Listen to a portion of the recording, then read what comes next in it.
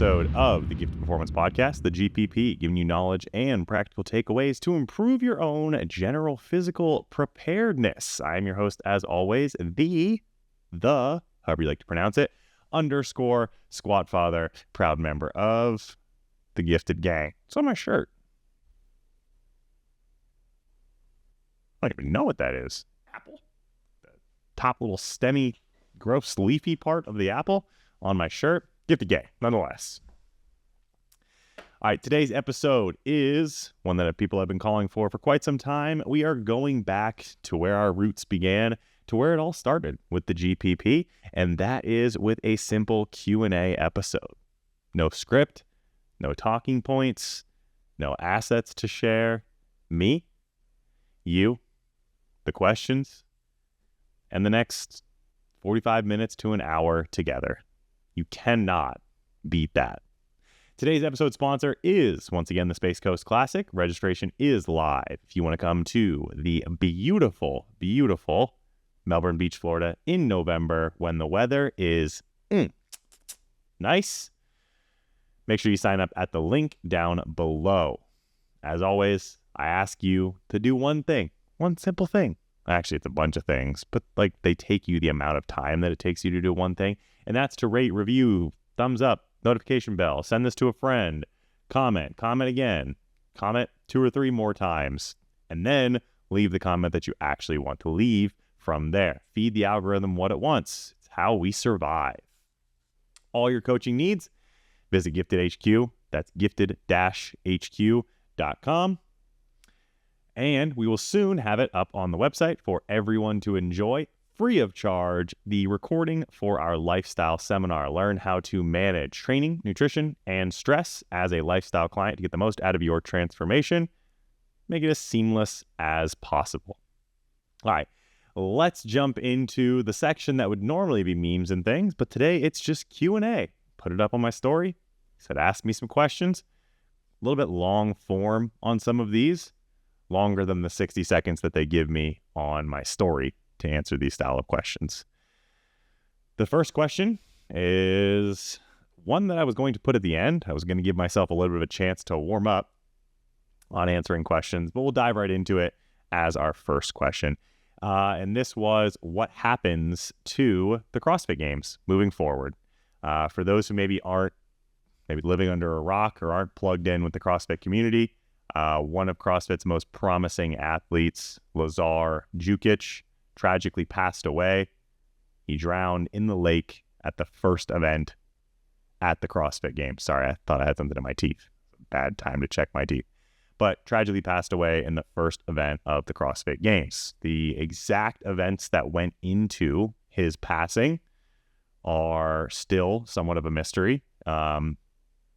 Lazar was someone that was a very talented swimmer, water polo player, lifeguard from a very young age, probably the strongest swimmer in the field by his own words. And something that I personally wished that I hadn't gone back and done was rewinding the live stream, which has since been taken down, to where you could actually see him go under and then not come back up. And more terrifying than anything, no one noticed that he went under. As someone who competes in CrossFit, who entrusts their safety to the event staff, this is somewhat concerning, jarring, disheartening for me. I think in the days and the weeks to come, we're gonna find out some things about what truly happened. So a lot of speculation going on and exactly what happened. A lot of people calling for heads to roll. I posted this on my story. I'm sure a lot of you followed me, but just using some patience around what's going to come. So you've got people saying, Dave Castro should be fired. He should be put in jail for programming this. Don Fall, the CEO of CrossFit, should be, immediately resign. CrossFit HQ should shutter their doors immediately. There are people, calling for the heads of the lifeguards, whether they were lifeguards or not, that were paddleboarding around. Tons of speculation, tons of people being absolutely horrible to each other on the internet. That is not what this question was. Save that conversation for another day altogether. Only closing statement there is that your thoughts and the mental energy that you're putting in around this tragedy should be focused on remembering Lazar, the man who passed, sending condolences, positive vibes for whatever that's worth, or contributing to the GoFundMe. And we'll also put that down in the description so that you can contribute if that's something that. So that's what I'm going to leave that as. The question itself is what happens to the CrossFit Games? Speculation on my end. I have no inside information whatsoever. I've listened to some other people who possibly do have some inside information, people who have been plugged in with the CrossFit Games for a lot longer than I have since the start of it. So I think I've listened to what they have to say, and I think that I can generate a pretty good opinion based on what everyone else is saying. So some opinions that I have heard from people. I was listening to the Savon podcast. He had Greg Glassman, the founder of CrossFit, on. Greg and Savon seemed to be in favor of moving the CrossFit Games to every 4 years, similar to the Olympics, and putting a little bit more effort into what goes in. So the CrossFit Games as a whole is a very large production, costs the company a lot of money, and the company has been very outright.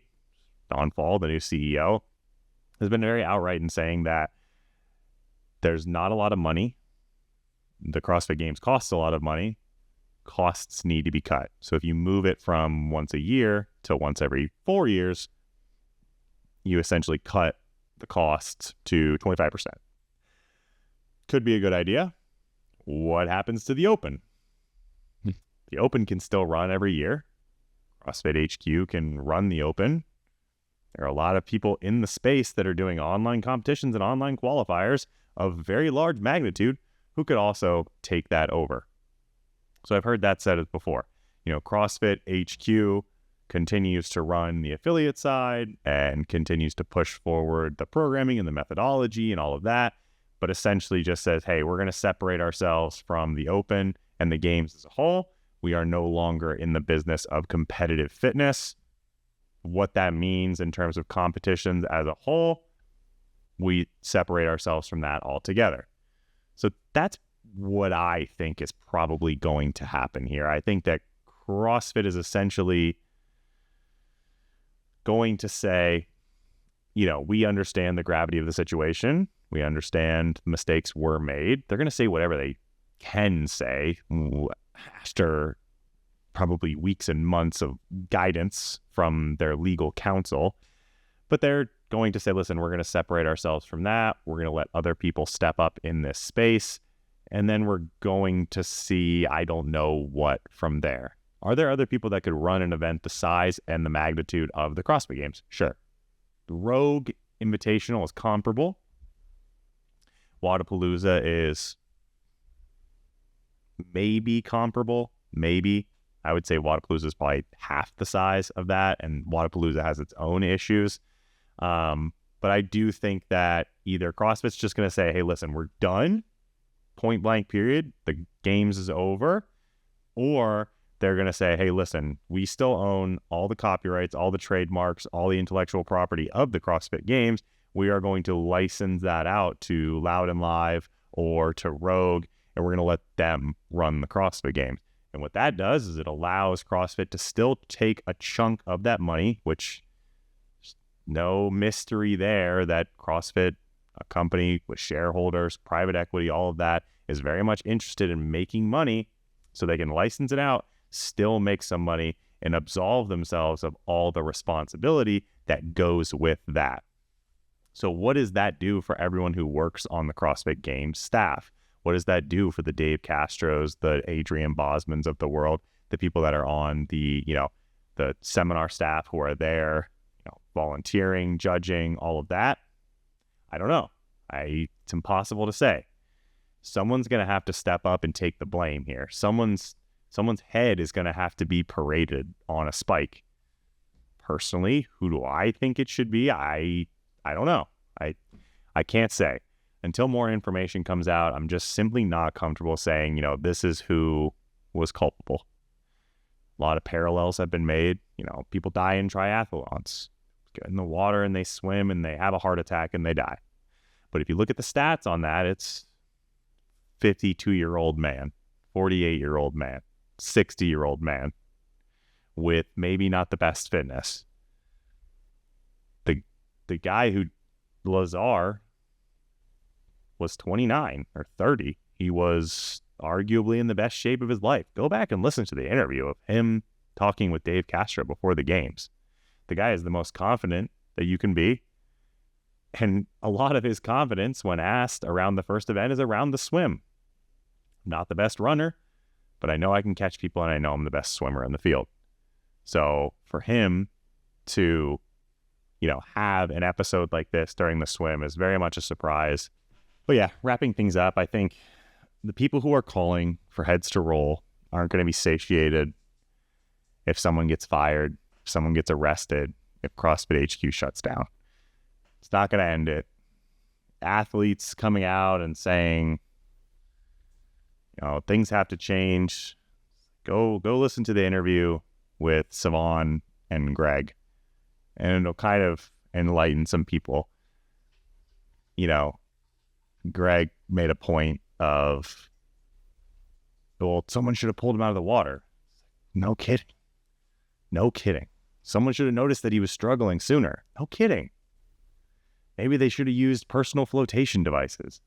Of course they should have. Hindsight 2020.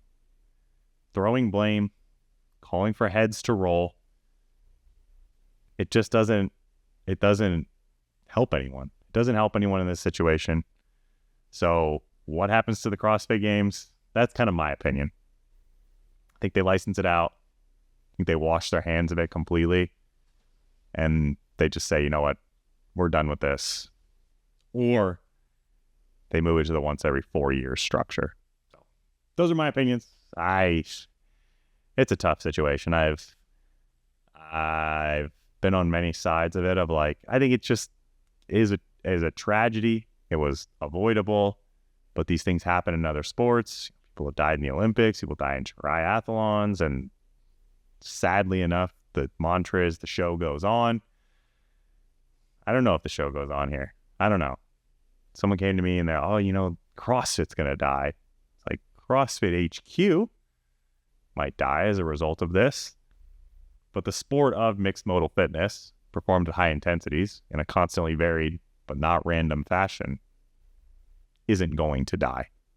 HQ could disappear. CrossFit HQ could disappear off the planet tomorrow, but it wouldn't stop people from going to the gym, showing up, doing workouts in this fashion, and competing in this fashion as well. So if you are someone who does CrossFit, you're passionate about CrossFit, might have a different name soon, but the intent and the outcomes, impacting people's health, that won't change. The Games was never CrossFit. The Games was never about health and fitness and all of that stuff. It was a display of supreme athletic ability in the sport. I think we can move on without that being the case anymore, or with some new competitions popping up. Still, very tragic events. Not something to make light of. In the weeks and months to come, there's going to be a lot of advancements that bring some light to these situations. And I hope the people who are spending their time being horribly mean to each other on the internet, I hope they come to realize that they were kind of out of line. All right, up next is someone asked me what my highlight of the Olympic Games was. People are going to say, oh, it's going to be weightlifting. It's not weightlifting. You know why it's not weightlifting? Because the IWF still has our homies from North Korea banned. So I didn't even get to see my favorite weightlifter, who is currently lifting right now, which is Ri Song-gum. 49 kilo, absolute monstrosity of a human being, would have blasted. Who was the one from China? I wasn't even paying attention. Hu Jiwei, I think, would have blasted her. So it was the first session. I turned it on, immediately texted Casey Aguilera Gervais, daughter of Christina Aguilera and Ricky Gervais. Not a lot of people know that. Turned it on, Didn't see her name on the start list. I was like, fuck, man. I don't even want to watch weightlifting. So obviously, Lasha winning another gold medal was cool to see. 3-time gold medal. I think a lot of people expected him to retire. Doesn't seem like he's retiring. So people are saying, oh, he's still in the running for that 500 kilo total. But if you watched him lift, I think you would know that the 500 kilo total is further off now than it has been in quite some time, which is somewhat disconcerting, somewhat disappointing. But I think that if he's not retiring and he does take some time off and focus on his health, improve, everything that seems to hurt, that what comes with lifting 500 pounds over your head over and over and over and over and weighing over 400 pounds, I think if he takes some time to get healthy, he can come back. Olivia Reeves winning a gold medal was amazing. Kind of hamstrung overall just by not having the Chinese 71 there, whose name is currently eluding me. So, and obviously the lifter from DPRK as well, the 2 that she beat at Worlds, that was like amazing. Shit. She beat DPRK and she beat China at Worlds. They literally competed against each other and she won. But the knock on that was that they had both missed a good amount of lifts. Had they all gone 6 for 6 like Olivia had, they would have beaten her by a decent margin there, a 5-6 kilo margin there. So the storyline was, okay, when we take it to the Olympics and we go to Paris, then we'll see something. But with DPRK out and China not selecting their 71 kilo woman, really good to see Olivia win the gold medal. Absolutely not taking anything away from her. She whooped up on the girls that showed up there, but kind of lackluster.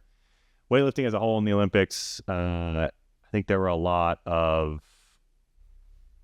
big matchups that just didn't quite pan out. Oh, Carlos and Nino. Carlos and Nino is not a competition anymore. Carlos is so far ahead. If Carlos doesn't get retroactively banned, I don't even know what I'll do. But for now, he's a natural athlete. Very impressive. The matchups just weren't super competitive. So the highlight of my Olympic Games was definitely Gabby Thomas winning the 200 meter, and no one's talking about it. Like, Gabby Thomas absolutely claps cheeks, and everyone wants to talk about Sha'Carri Richardson because she's got the long nails and she's got the crazy hair and she's very outspoken as a personality. Love all that. I subscribe to that methodology of being an athlete.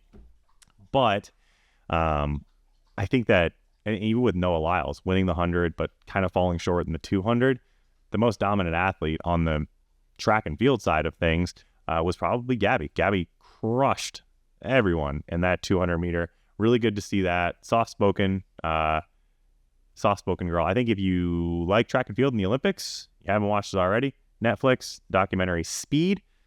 It's a really good one. Documentary. I don't know if it's really a documentary. Documenta series. Something like that. But that was definitely the highlight of my Olympic Games, watching Gabby Thomas go hard in the 200 meter. Like, look at all. What about the Australian breakdancer? Guys, it's been posted too much. And now, probably because of her, breakdancing is no longer in the Olympics. How the fuck did breakdancing even make it into the Olympics to begin with? Okay, real questions now. Actual questions. Everyone asks other questions, but questions that are more relevant to you, your GPP, your general physical preparedness. All right, the question is, training a muscle group hard one time a week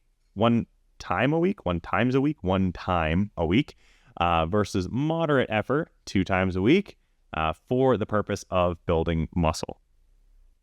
Zoomed out perspective on this is that both of these, as long as the programming is designed in a relatively intelligent manner, will move you in the direction of a fixed endpoint at approximately the same speed.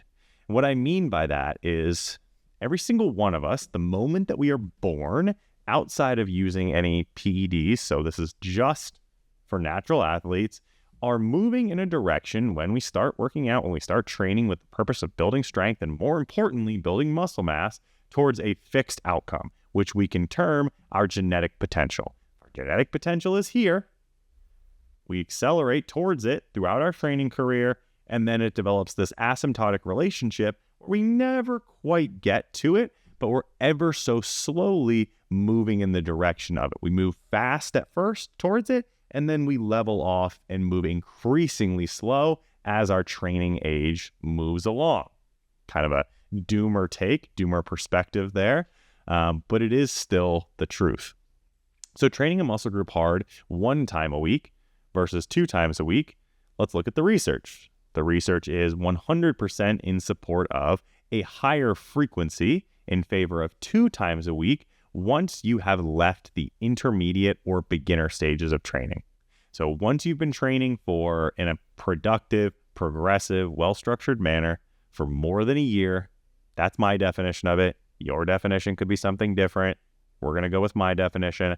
But once you hit that 1 year of training mark into that 2nd, 3rd, 4th year, it would appear that 2 times a week beats out 1 time a week in terms of hypertrophy outcomes.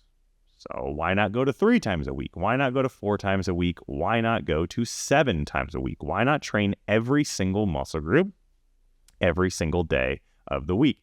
You run into issues of practicality of writing out the program.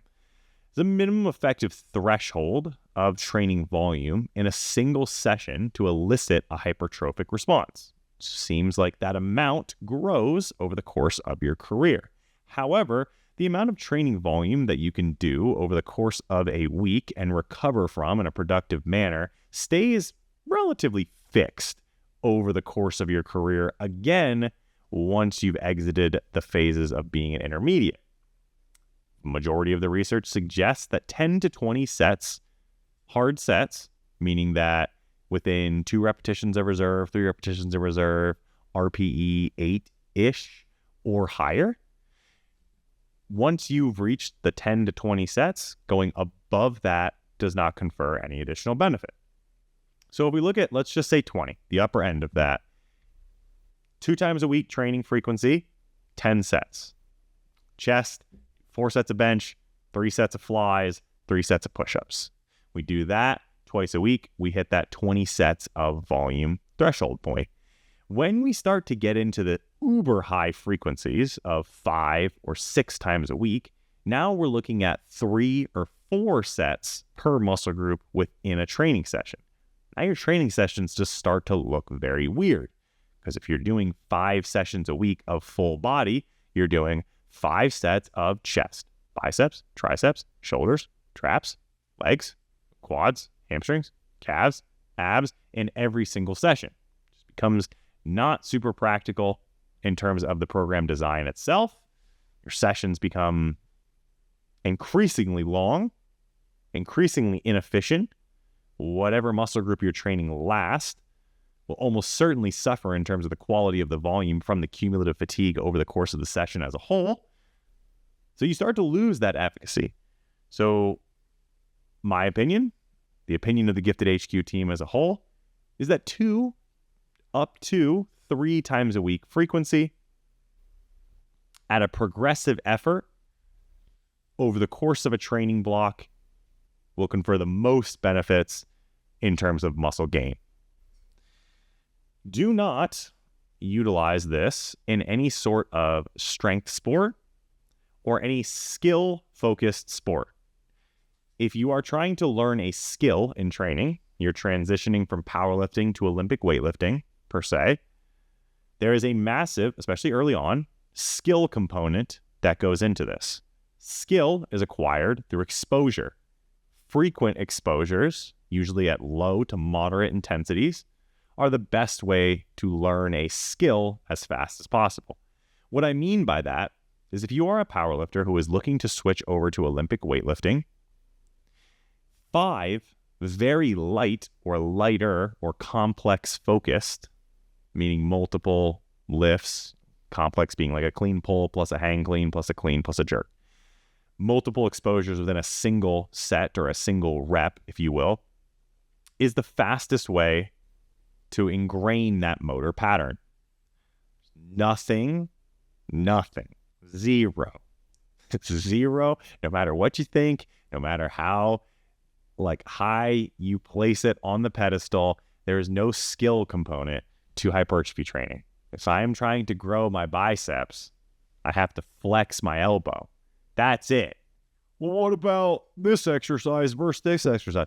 Does it flex the elbow? Yeah, then it trains the bicep. Can you progressively load it over time up to a fixed endpoint, deload, intro to a new movement, and then go on? Yes. No skill there. Sorry to all the bodybuilders that think that there's this huge skill component to training for bodybuilding. There's not.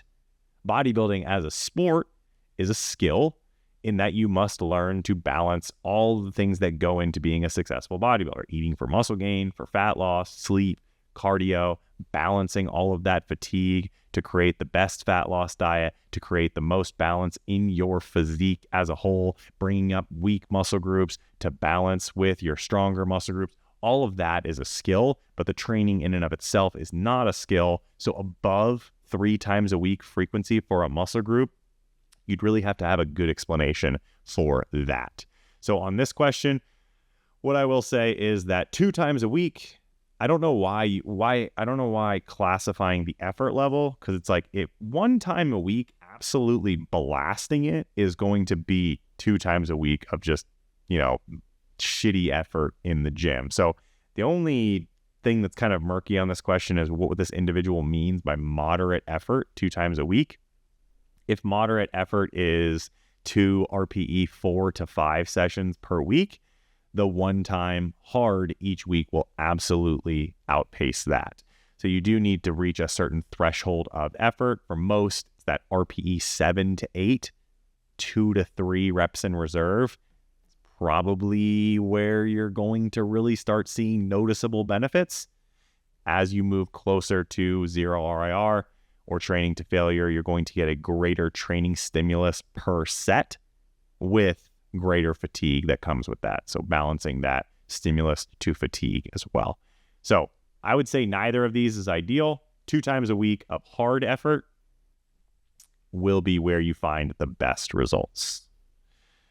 All right, next question is, what do you believe are the worst supplements on the market? Man, this could have a very long answer. I'm just going to pick 2. They're, just large issues that I see with the supplement industry as a whole. The first one is going to be proprietary blend pre-mixed supplements that have an effect on muscle. So what I mean by this is something like a carbohydrate supplement or a creatine supplement or something like a buffering supplement like a beta-alanine or a sodium bicarbonate. Supplements that either act on the muscle at the level of the muscle or are stored in the muscle that are pre-packaged and pre-dosed, not relative to an individual's size. So we'll use creatine as an example. Creatine is stored intramuscularly, meaning that the more muscle mass you have, the greater capacity you have for storing creatine. So the most common recommendation that people throw out there is that you should have 5 grams of creatine a day. And this can be true for an individual that is your average body size. The standard recommendation for creatine is 0.1 grams per kg of body weight. If you weigh 50 kilos, 110 pounds, 5 grams of creatine will meet that. If you weigh less than that, the 5 grams of creatine will not be sufficient to saturate intramuscular creatine stores. If you weigh more than that, like most people on Earth who weigh more than 110 pounds, if you're someone who has a very large amount of lean body mass, a very large amount of muscle mass, 5 grams of creatine will be insufficient to reap the maximal benefits from your creatine. So look at the back of your pre-workout. Look at the back of any supplement that contains creatine. It's probably got a standard dose in it. Same thing for beta-alanine. Beta-alanine is an intramuscular buffer. The more muscle mass you have, the greater metabolic acidosis you are going to incur per unit of work. Therefore, the more you can benefit from higher dosages of beta-alanine. Sodium bicarb is the same way. All of these supplements that act at the level of the muscle or are stored within the muscle should be dosed based on the amount of muscle that the individual has. So you have a wide range of individuals, probably 90 to 95% of individuals who take these pre-packaged, pre-measured supplements the most popular one being your standardized pre-workout supplements, and they're not having their needs met by the dosages of the supplements, the ingredients.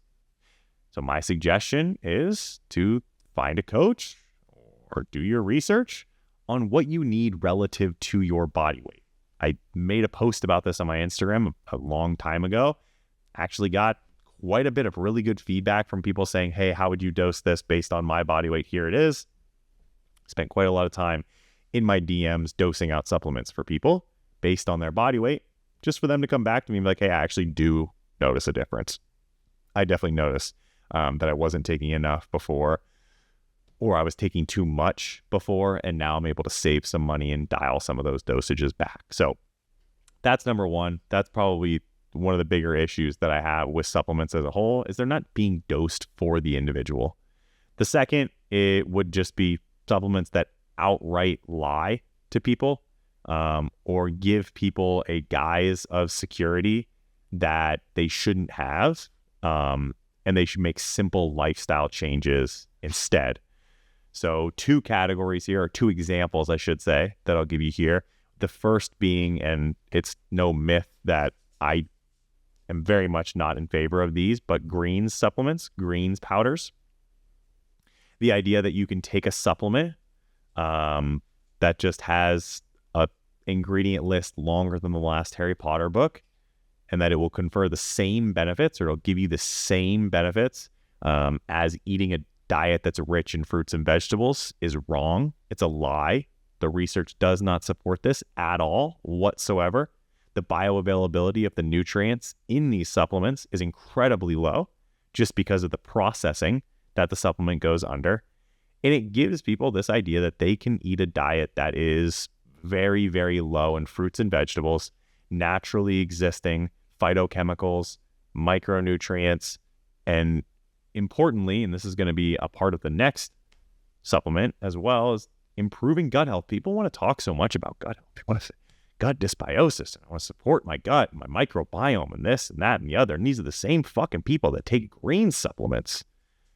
You're taking a supplement that takes the place of the most important thing that you can do for your gut health, which is eat a variety of fruits and vegetables, fiber sources, prebiotic fibers in the diet. You're straight up removing that from the diet, and then you have the audacity to lecture others on what they should be doing for their gut health? Are you out of your mind? Are you stupid? The answer to that is yes, you are stupid. And the next one is another one that where people prey on others, and that would be your gut health supplements. Gut health supplements, whether they be simple, like a probiotic, or your endless lists that people hand out for these protocols, are also largely misprescribed, I guess, inappropriately prescribed to individuals. And again, it gives them the guise of security, the facade of security, that you don't need to do the things that have the biggest impact on your gut health. We know what those are from the research. The research has shown that a diet rich in prebiotic fibers, stress management, consistent resistance training, and an appropriate amount of cardiorespiratory conditioning in your training are the best ways to create a diverse, a rich, and a healthy microbiome. But that's not the message that's being put out there. It's take these supplements, they take the place of all of those other things. They don't. And they also enable bad behaviors to continue, because why would I stop drinking on the weekends? Why would I focus on my sleep, my stress management? Why would I eat a diet that's rich in fiber when I can just take greens powders and this endless list of $400 worth of gut health supplements? So those are the two categories that I think are the worst on the market right now. And I also think that those are where people waste the largest amount of money. Put that money elsewhere. Dude, I have people come to me that are like, yeah, I pay my gut health coach $300 a month just for her to prescribe me $300 a month worth of supplements. And then she gets the kickback on that. That's $600 right there that you could be putting in a Roth IRA to get an 8 to 10% return year over year. So save your money. Stop giving it to people like that. Or just give them the test of 5 whys. Here are the supplements that work for your gut health. Why do they work? Well, the standard protocol that you give to people when they're having gut dysbiosis, and, it helps with regulating SIBO. Yeah, but why? And just watch them fall apart. If they can survive 5 whys, then they might know what they're talking about. Maybe. All right, next question. All right, this is a very specific question, a very specific problem that we're going to address here, but it's a problem that I'm seeing a lot, and it's a problem that I have suffered from myself. The question is, I'm having elbow pain. I have an elbow injury causing pain and numbness in my hands. Just one hand. What should I do? All right, this is a problem that I have suffered with in the past, so bad to the point where I would use my elbow, I would use my forearm, the muscles of my forearm, and I would get like red hot stinging pain in my elbows to the point where I would basically have to go sit in the corner of the gym and cry, and it wouldn't go away for like 30 minutes. It was absolutely miserable. I do not envy this individual and the problems that they are suffering from here.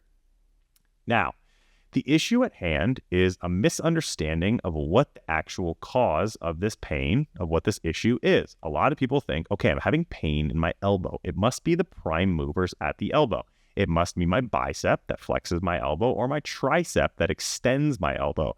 That must be the source of the problem. So they lay off their pulling or their elbow flexion exercise. Maybe they stop doing so many pull-ups. Maybe they stop doing so many rope climbs to lay off, the biceps. Maybe they don't do as much pressing, so they cut out their jerks, their strict presses, their benching, all of that. And the problem doesn't go away. They're still doing their normal training around those limitations. The problem doesn't go away. If anything, it gets worse. I know exactly why that is. If that's the case, I know exactly why that is. Not a doctor. This is not medical advice. The problem is that the inflammation that is causing that numbness, the inflammation that is causing the impingement on those nerves, that's causing the numbness in the elbow, has nothing to do with your bicep or your tricep. It has everything to do with the muscles of the forearm, your flexors and your extensors. So I see this problem a lot in CrossFitters, CrossFit being an incredibly heavy grip sport. So people will say, okay, I will leave my biceps, I will leave my triceps alone, but I'm going to keep going with my grip work, and the problem gets worse. Problem is that your flexors and your extensors of the wrist originate on the sides of your elbow here. So when those get inflamed, you've got ulnar nerves here that can be impinged, which would cause numbness on this side of your hand, usually in these 2 fingers. And then you've got nerves on the radial side, again, right where those extensor muscles are, that would cause numbness in the thumb to the middle finger. So if you are having issues there, chances are it's overuse of your grip muscles. Tennis elbow, golfer's elbow. Tennis elbow, very common. Lateral epicondylitis, as they call it. Are tennis players using their biceps and their triceps a lot? No, but they're gripping the shit out of the racket and getting that repeated eccentric of when the ball hits the racket. Constant eccentric in this motion here. Golfers, same thing. Gripping the club on your way through. That eccentric, that resisting of force over and over and over and over. So, what is the best path forward here? This is an overuse injury, lateral and medial epicondylitis injuries, we'll just call it. This is an overuse injury of the muscles of the forearm, not to be confused with muscles that act on the elbow. Different. So in this case, you have to remove as much gripping, especially under high load, as humanly possible from the program. When I have clients that have this issue, we're pulling out the straps, and we're using straps for absolutely everything that includes some sort of grip. Have to take that grip out, have to decrease that volume. it's very likely that this is an injury that's volume triggered. So cut 50% of the volume, movements where you can use straps instead of relying on the muscles that grip. Great idea. Just let it cool off. It's not going to get any better by throwing in additional work, dry needling, massage, release, cold plunge, NSAIDs. None of that shit is actually going to make it better. The only thing that's going to make it better is laying off. Volume triggered, need to decrease the volume. In no world is an overuse injury fixed by continuing to use it, either at that volume or, even dumber, throwing additional exercises on to strengthen the area. You're just going to piss it off even more. You have to let the inflammation subside before you start strengthening the area up. Again, trust me, had this injury before. Plenty of clients who have had it. It's not an enjoyable place to be. All right, last question, because I think we are, about that 40-minute mark. So shorter episode this week. How about that? Last question that stood out to me. We'll end on a less serious note. We started on an extremely serious note. And then we moved into some practical questions. Let's end on a less serious note. Favorite all-time cheat meals. First things first. It's not a cheat meal, especially if it's built into the plan. A refeed day. You guys remember when everyone was like pissed off about that? That was like the big thing in fitness. Instagram was like, it's not a cheat meal. Don't call it a cheat meal. Cheating. Dude, bad juju, bad mentality around it. But spare me. Spare me that speech. Call it a cheat meal if you want. Call it whatever you want. I don't care. I don't say whatever you want. Say it loud and proud on the internet and piss people off so I can see what they have to say in the comments. All right, we'll say favorite high-calorie meal. Let's go over the course of my fitness career. All right, when I was very young, when I was 9 years old, I was lifting weights. No, when I was first getting into training, 15, 16 years old. So I had just gotten a car so I could go around and just get all sorts of disgusting food and charge it on my mom's credit card. My training partner at the time, Spencer, and I, we used to do, I don't even remember what we called it. It was every Saturday. We would go to a local spot. I don't think it's a chain. I think it's a South Florida local. We would go to Bud's Chicken and Seafood, and we would get the $7.49 chicken finger dinner special any time of day. It's weird that they would let you get the chicken finger dinner special any time of day. But for $7.49, you got yourself, embrace yourself, because these prices are really going to throw you off. But you would get 5 chicken fingers. Again, the price is $7.49. We used to say $7.49 because that was the commercial. The Bud's commercial would come on, like chicken finger dinner special, $7.49, and it would just keep saying that over and over. But you would get 5 chicken fingers, French fries, hush puppies, and another side of your choice. I'm talking about legendary hush puppies here. I think you would get like 3 or 4 per order. So we would each get like, this is disgusting to say this out loud, but we would each get like 2 or 3 of them. And then we would sit at Spencer's house in the recliners and we would play like Halo or Call of Duty or something. Or I would sit in the back and I would play World of Warcraft on my laptop and he would play against his little brother. So funny to think back now. Everyone's fucking 30. But he would just beat his brother in Halo over and over and over. And I would just sit in the back and play World of Warcraft. And then we would eat our chicken finger dinner specials. And then we would usually like pass out in a 100 gram of saturated fat coma. So that was the start of cheat meals for me. And then I went off to college. My cheat meal early on in college was like drinking until I threw up on myself, which is that a cheat meal? If you throw it up, is it still a cheat meal? Don't answer that question. Absolutely do not answer that question. It's how we get canceled by the eating disorder folks. But yeah, early on in college, 18, 19, 20 was probably just drinking until I threw up. And then I went through a bodybuilding hermit phase where cheat meals weren't a thing. And I'm not even kidding. I followed the exact same meal plan for like 18 months straight. I ate the exact same thing every single day. Woke up, did fasted cardio, trained for like 2 hours a day. It's like the least productive years of my bodybuilding career where I was also the most dedicated. So interesting little phase that I went through there. Bodybuilding prep, I think I was 22-ish around this time. I was finishing up my bachelor's, so I was probably had to have been 21, I guess.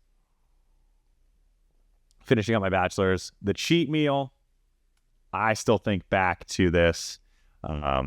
Still my favorite cheat meal, for sure, hibachi. Like, hibachi with way too much yum yum sauce, that white sauce, spray that shit all over my face. Yum yum sauce. That was the bomb. So during my bodybuilding prep, that was my cheat meal that I would have. Ooh, actually, that's kind of a lie, because I would also sometimes get Firehouse subs. My girlfriend at the time put me on to Firehouse subs, the hook and ladder. Last time I went to Firehouse, I didn't get the hook and ladder, and good God, I got some like spicy jalapeno chicken, and my booty hole was tingling for like a week after. So I guess that's what I get for going away from the hook and ladder. But I would either get Firehouse or I would get hibachi, and I would rotate those, which is even funnier to think about, because hibachi probably has, like, especially with all the sauce, probably like 2,000 calories in a single serving, and a Firehouse sub, unless you, I don't know, put like a gallon of mayonnaise on it, has like 600 calories in it. So I was rotating between these two cheat meals, which is funny about like cheat meals as a whole, that calorically were not even close. Macro wise, not even close, not even remotely close. But my coach at the time, the only time I ever had a bodybuilding coach, was like, yeah, just swap around those meals, whatever. We don't have to control for calories or anything like that. So we swapped between hibachi and Firehouse subs. Later on in my bodybuilding career, when I started coaching myself, I went through a big don't have cheat meals at all. Like, increase your portions of what you're already eating, what you know you digest well, which is like super intelligent. Like 22-year-old Ryan was actually pretty smart when he did that, when he talked about that. But I would just increase my portions of like oatmeal or sweet potatoes for the day. I found that I didn't have like this drop off in energy, digestion, sleep, all of that as a result of, engorging myself with anywhere between 600 to 700 to 2,000 calories of basically pure fat. So I did that for a little while. And then I went through like a big time, like from there, it was like IIFYM was my jam. So cheat meals were a little bit more regular because they were fit into the plan. So a lot of times, this is around the time when Jimmy and I started dating. So Jimmy and I would go to Publix. We would get like pub subs and a couple slices of cheesecake. We would go out to get a meal. We would go to IHOP or something like that. I distinctly remember on free pancake day at IHOP. IHOP used to do free I don't know if they still do it, but they used to do free pancakes. We had a country at one point. I sat out in the parking lot with Jimmy in the car, probably under the influence of some calorie-free intoxicants. Read into that however you will. And I ate 3 cans of tuna with 2 tablespoons of Miracle Whip in it. That's not a good ratio. If you're a tuna fan, you know that's not a good ratio right there. And then we went in and we ate unlimited pancakes. So that was like what I did for a while. And then I moved kind of away from bodybuilding into weightlifting. So I was tracking my macros. I was keeping track of my weight, but I wasn't super worried about what I was eating. So I don't think that cheat meals really were much of a thing at that point. Went back to bodybuilding in 2019 after a wrist injury. I'm trying to remember if I did any cheat meals or big refeeds during that prep. I want to say I didn't. I wanted to say, because that was the first natural prep that I ever did. I kind of wanted to keep things really under control and quote unquote clean. So I don't think I did a lot of cheat meals there. If I did, it was probably just going out to dinner, going to a Texas de Brazil or something. Some sort of higher calorie, fattier cut of meat was probably my cheat meal then. Which brings us to now, the current. My energy expenditure around training has never been higher than it is now. If anything, I struggle to maintain my weight. My cheat meal now is like 10 chicken wings because I'm old. And if I eat more than 10 chicken wings, like fried chicken wings in a sitting, my tummy hurts for a while. So it's like we always go out for cheat meals on Friday. And then Saturday, my training session is always like super hard conditioning, very intense, usually an AMRAP, extended duration at high heart rate into some form of quite intense intervals on a machine, and then some lower intensity. So if I eat like 20 chicken wings on Friday nights and then I have to go to the gym on Saturday morning, it's not a good situation. It's not a fun situation. Burping, diarrhea in between workouts. I don't love it. So definitely don't do that as much. Jimmy's a big fan of Tijuana Flats. T-Flats.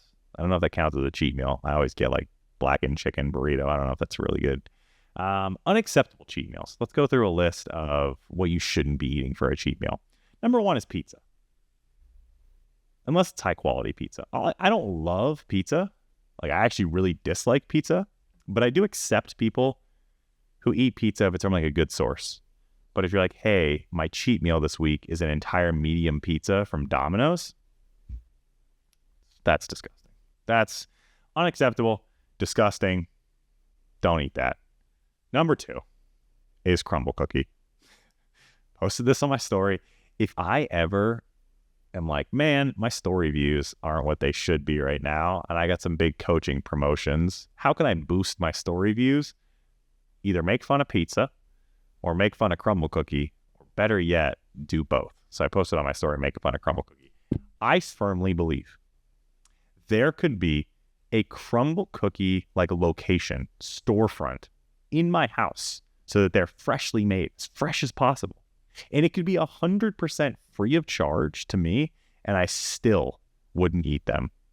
Crumble cookies are disrespectful to what a cookie can be. If you want a cookie, you go to Publix and you get a chocolate chip cookie. That's it. I'll even accept oatmeal raisin. You like oatmeal? You like raisins? I like oatmeal raisin. Those are acceptable as well.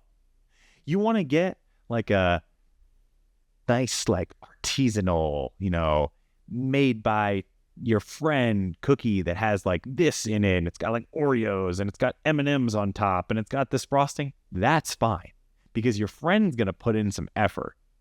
Crumble cookie, I'm pretty convinced they just make the shittiest sugar cookie that they can, and then they've got some like cookie demon in the back that just like throws up on it.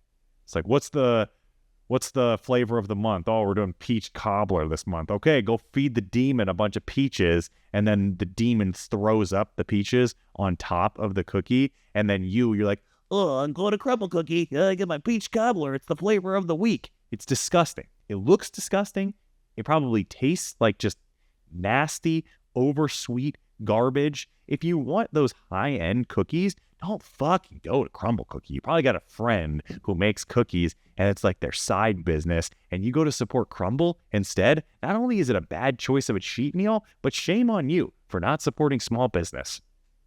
There are normal people who make normal. Listen, I think that cookies are too far in terms of the toppings as a whole. So when you go to crumble and it's like the shitty low effort, like they don't even try. On their pictures, the shit doesn't even look good. Just on like plain pink background, and it's like this Oreo explosion. They just mashed up a bunch of Oreos and threw them on, and then he gave you the middle finger, and they said, eat it, you fat bastard. We know you can't resist it because you're hooked. Fight it. Fight back against the system. Don't go to crumble cookie. Don't get pizza for a cheat meal. Get some chicken wings like an adult. Get some hibachi like an adult. Go to Texas de Brazil or a Brazilian steakhouse. Leave your card on green until you throw up. They can't flip your card over ever. They can't tell you when you're done with meats. So, and I'm pretty sure they can't throw you out for vomiting. So get your money's worth. It's like $39.99. Eat a full $39.99 worth of meat. That's at least 2 pounds. So run it up. Have a cheat meal like a boss. that question got a little bit crazier than I was expecting. Like I said, no script, just me and you enjoying our time together. I hope to do these Q&A style every, month to 2 months, probably 2 months. So 1 out of every 4 episodes we like to do like this, and then we'll treat the others like a clip show. Thanks for asking the questions, guys. Always keep track of my stories. I'll post AMAs on there for source material for these. That's _squatfather on Instagram. Gifted-HQ on Instagram as well for all your training needs. Thanks for tuning in. Thanks for watching another episode of the GPP, episode number 24. Next one's going to be 25. You kidding me? Quarter of a way to 100 through season 2. How about that? I'll make that an extra special one, and I'll see you then. Till then, in between times, and in the meantime, and all the time, stay gifted because we love you.